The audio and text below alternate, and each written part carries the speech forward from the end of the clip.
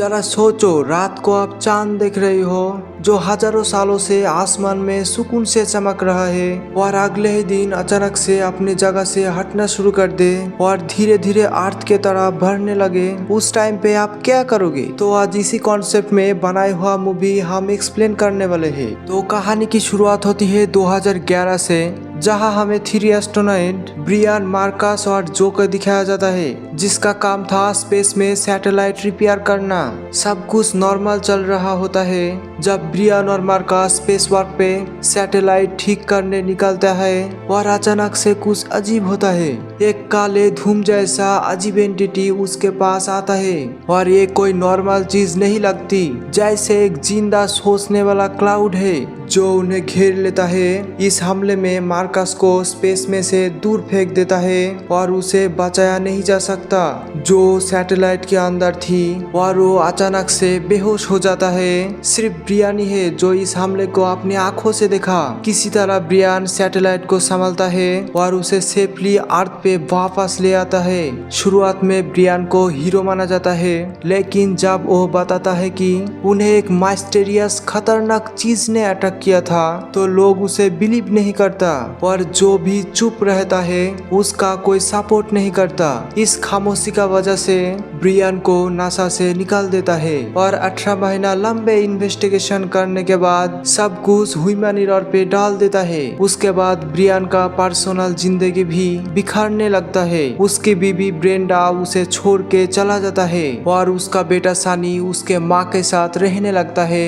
अब कहानी 10 साल बाद दिखाया जाता है। हम मिलते हैं केसी हाउसमैन से, जो मानता है मून एक आर्टिफिशियल मेगा स्ट्रक्चर है। केसी एक यूनिवर्सिटी का टेलीस्कोप का टाइम चुरा लेता है और चांद को ऑब्जर्व करता है। जो डाटा उसे मिलता है वो हैरान कर देने वाला है। चांद अपने नॉर्मल ऑर्बिट से हटकर धीरे धीरे अर्थ की तरफ बढ़ रहा है। वो तुरंत नासा से कांटेक्ट करता है, लेकिन कोई उसे सीरियस नहीं लेता। वो ब्रियान तक भी पहुंच जाता है, लेकिन ब्रियान ने शुरू में केसी की बात मजाक में टाल देता है। और हमें दूसरी तरफ जो को दिखाया जाता है, जो अपने बेटे केली के साथ है और जो नासा में जाता है और वो उधर जान पाती है मून अपनी ऑर्बिट को बदल रहा है और जल्दी ही अर्थ से टकरा जाएगा। ये सुन के वो काफी हैरान हो जाती है। और इधर ब्रियान के पास उसका बीवी का कॉल आती है और ब्रियान को बताता है उसका बेटा सनी को पुलिस ने पकड़ लिया है।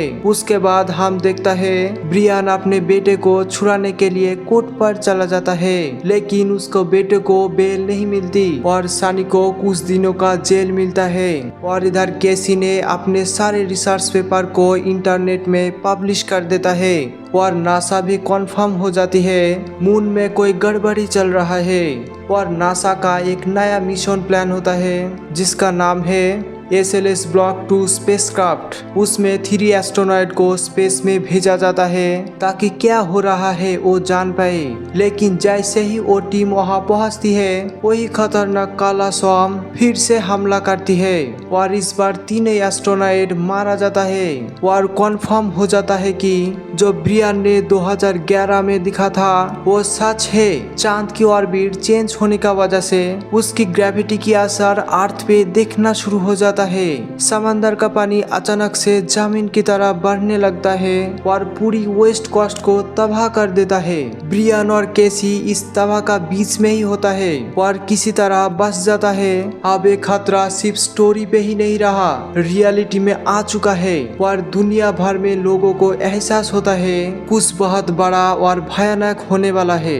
अब मूवी हमें ले जाती है जो की तरफ, जो अब नासा की डिप्टी डायरेक्टर बन चुका है, जो अपने खुद की रिसर्च करते हुए एक चमकने वाला सच जानता है। चांद की सरफेस में इस तरह का एबनॉर्मल पहले भी मिल चुका है, जो एक पुराने नासा ऑफिसर के साथ मिलता है और उस ऑफिसर ने जो को बताता है चांद के अंदर खाली होने का सबूत पहले भी मिला था। ये सुनकर जो का पूरा नजरिया ही बदल जाता है। उसी दौरान जो का एक्स हस्बैंड का कॉल आता है, जो मिलिट्री का एक बड़ा ऑफिसर है, और वो बोलता है हम लोग मून पर एक न्यूक्लियर अटैक करने वाला है। ये सुनकर जो हैरान हो जाता है, क्योंकि मून पर अटैक होगा तो पूरा अर्थ ही खत्म हो जाएगा। जो पूरी मिलिट्री ऑफिसर से बात करने की कोशिश करता है, लेकिन कोई कुछ नहीं सुनता है और उसकी हस्बैंड उसे मिलिट्री कैंप पे आने के लिए बोलता है। कोई रास्ता ना देख के जो अपने बेटे के साथ जाने के लिए मान जाता है और उसी वक्त उसे याद आता है एक स्पेसक्राफ्ट म्यूजियम में पड़ा हुआ है और इधर जो ब्रियन को ढूंढने में उसकी एक्स हस्बैंड का मदद लेता है और हेलीकॉप्टर से ब्रियन और उसके साथ केसी को नासा का एक बिल्डिंग में ले आता है और जो उसे मिलने के बाद सब कुछ बताता है। ये सुनकर ब्रियन ने पहले तो मिशन में जाने के लिए मानता नहीं, लेकिन जो उनकी बेटे को सेफ रखने का वादा करता है उसके बाद ब्रियन मिशन का काम पे मान जाता है। वो तुरंत मिशन शुरू करता है और उसी दौरान जो का एक्स हस्बैंड एक न्यूक्लियर बम उसके पास भेज देता है। इस बम से स्वयं को मारने वाला है जिसका नाम है ZX-7। सभी लोग लॉन्च का काम खत्म करता है, लेकिन उसी वक्त एक सुनामी आ जाता है और स्पेसक्राफ्ट का एक इंजन नष्ट हो जाता है और जो ये सब देख के सभी क्रू मेंबर को घर भेज देता है और मिशन कैंसिल कर देता है। लेकिन लास्ट मोमेंट में एक अचानक बड़ा फैसला लेता है और ब्रियन, केसी और जो खुद न्यूक्लियर बम लेके रॉकेट लॉन्च कर देता है और सुनामी से बचते हुए किसी भी तरह वो लोग अर्थ के ऑर्बिट में पहुंच जाता है। तीनों स्पेस में जाने के बाद स्पेसक्राफ्ट को रिफ्यूलिंग करता है और तभी ब्रियन जो को पीछे देखने के लिए बोलता है। जो पीछे मुड़कर देखता है चांद उसके तरफ धीरे धीरे आ रहा है और चांद जितना ही अर्थ के पास जा रहा था और उतना ही ग्रेविटी की वजह से अर्थ का पानी ऊपर उठ के चला आता है और ये सब देख के उसे एक सपना जैसा लग रहा था। और उधर अर्थ में ब्रियन का बेटा सनी कार से उस मिलिट्री कैंप के पास जा रहा था और तभी कुछ लोग रास्ते के सामने मदद मांग रहा था, लेकिन कार रुकते ही उस लोगों ने सनी का कार लूट लेता है और सनी पैदल ही चल पड़ता है और वो देखता है चांद से अर्थ के तरफ आग के साथ छोटे छोटे पत्थर गिर रहा है और उधर ब्रियन काम पर लग जाता है। उन्हें 2011 का एक्सपीरियंस सिखाता है सॉर्म इलेक्ट्रॉनिक और ऑर्गेनिक लाइफ की इलेक्ट्रोमैग्नेटिक सिग्नल को डिटेक्ट करके अटैक करता है। वो तुरंत अपने सैटल के सारे इलेक्ट्रॉनिक बंद कर देता है और पूरी तरह अंधेरा फैल जाता है। सैटल के अंदर कोई स्क्रीन या लाइट नहीं चल रहा था और इस तरह सॉर्म उसे डिटेक्ट नहीं कर पाएगा और वो धीरे धीरे चांद के तरफ बढ़ने लगता है। और इधर अर्थ में सनी देखता है चांद अर्थ की बहुत पास आ चुका है और सब कुछ अपने तरफ खींच रहा है। सनी और उसको साथियों वहां से भागकर एक मजबूत वॉल के पीछे छुप जाता है और उधर तीनों सैटल को धीरे धीरे उस रहस्यमय होल के अंदर ले जाता है जो चांद के सरफेस में था।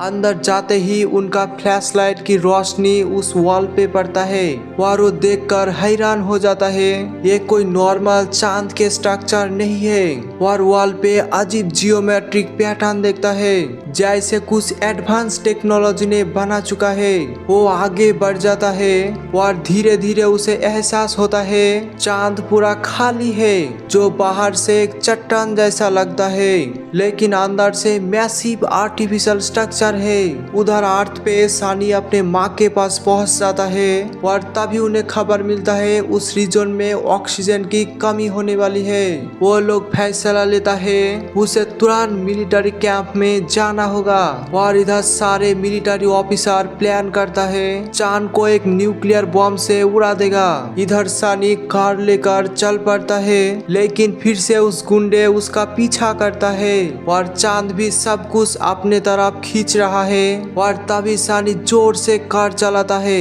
और एक टूटी हुई ब्रिज को पार करके चला जाता है और गुंडों लोगों से पीछा छोड़ जाता है। और इधर अर्थ में सारे पक्षी ऑक्सीजन का कमी के वजह से मर रहा है और सनी और उसका टीम ऑक्सीजन मास्क पहन के एक गुफा के तरफ जा रहा है। और इधर जैसे जैसे ब्रियान, जो और केसी चांद के अंदर जा रहा है और उसी वक्त सामने अचानक से उसका पीछा करने लगता है और वो तीनों किसी भी तरह सॉम से बच के चांद की सेंटर में जाके पड़ता है। केसी और जो उठ के देखता है वहाँ पे ब्रियान नहीं है और इधर सॉम ने चांद के सेंटर में पहुँचने के लिए वॉल पे बार बार धक्का दे रहा है और इधर ब्रियान एक कमरे में एक रोशनी के अंदर है और उस रोशनी ने ब्रियान को उसका बेटा को दिखाता है।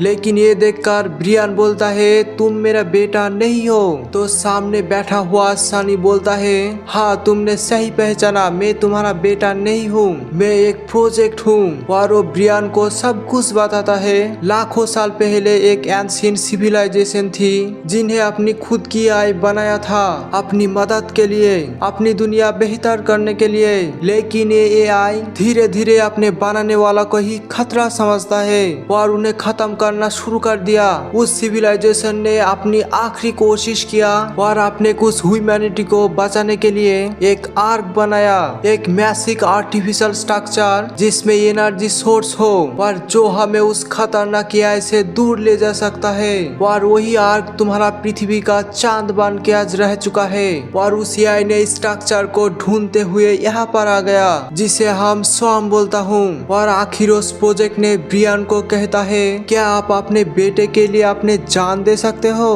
ब्रियान कहता है हाँ बिल्कुल दे सकता हूँ। तो प्रोजेक्ट कहता है ठीक है, आपको मिशन के लिए चुना जाता है। उसी वक्त जे और केसी वहां पर पहुंच जाता है और ब्रियान दोनों को सब कुछ बताता है।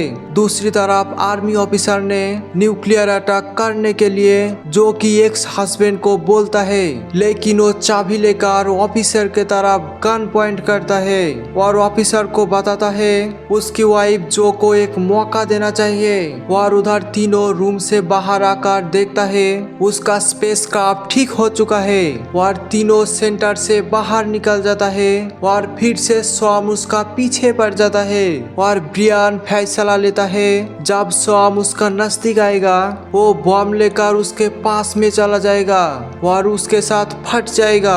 ये सुनकर केसी और जो उसे मना करता है, लेकिन हम लोग देखता है केसी बिना पूछे उस बम को लेकर चला जाता है। ब्रियान उसे रोकने की कोशिश करता है लेकिन केसी उसे मना लेता है और ब्रियान को बोलता है मेरे माँ को बोलना तुम्हारा बेटा स्पेस में जा चुका है। और ब्रियान भी उसे जाने देता है। केसी धीरे धीरे उस सॉम के पास पहुंचता है और उसके अंदर जाते ही बम ब्लास्ट हो जाता है और वो सॉम मारा जाता है। और इधर शटल मून से बाहर आता है और देखता है मून अर्थ को टच ही करने वाला था और वो दोनों सीधा अर्थ पे लैंड करता है और मून भी धीरे धीरे अपने ऑर्बिट में चला जाता है। कुछ दिनों बाद मून के अंदर हम केसी को देखता है जो अपने माँ के सामने खड़े होकर बात कर रहा है और वो भी मून का प्रोजेक्ट का हिस्सा बन चुका है। और ऐसे ही इस मूवी खत्म होता है। अगर आपको वीडियो पसंद आई तो चैनल को सब्सक्राइब करना मत भूलना ताकि ऐसे ही माइंड ब्लोइंग कहानी सबसे पहले आपके पास पहुंचे। और मिलते हैं अगले वीडियो में।